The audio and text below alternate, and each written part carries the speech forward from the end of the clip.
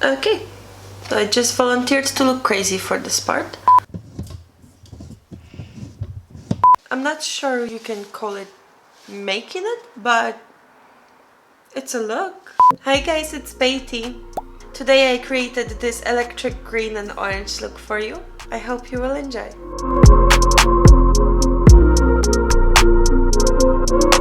I'm going to start with a pore filling primer.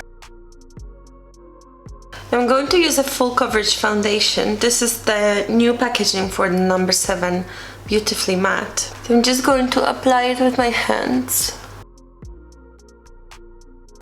I'm going to use a concealer for the under eyes.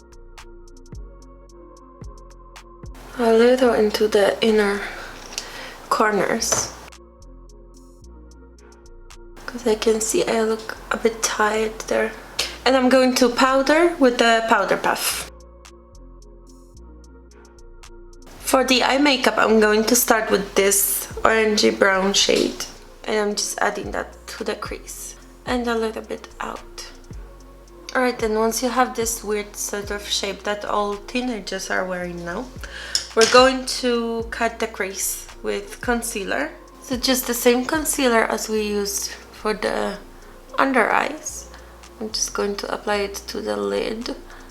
And this is a rounded brush, so it's going to make it a little easier to follow the shape along. You can do it as high as you want to, but I'm just going to keep it kind of low this time, because when I open my eye you can still see a little bit of this. And I'm going to apply green to this area, so I don't want it to be too visible, because then you can end up looking, you know, like a clown.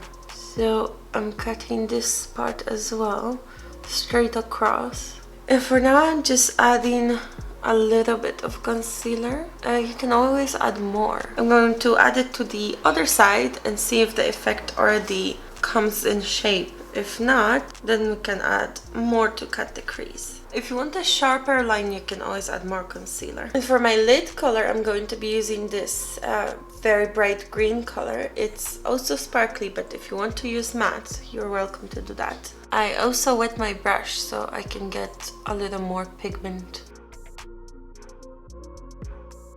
Okay, that was a journey.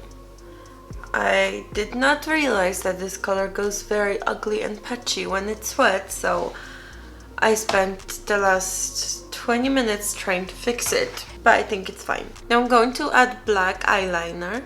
So for the liner, I just want to line the top. Okay, don't worry, I'm going to fix this line. I just want to get the shape on. So I'm just adding it here into the corner and on the bottom as well. I also want a wing on the outer corner. Okay, I think I made it. This was so hard.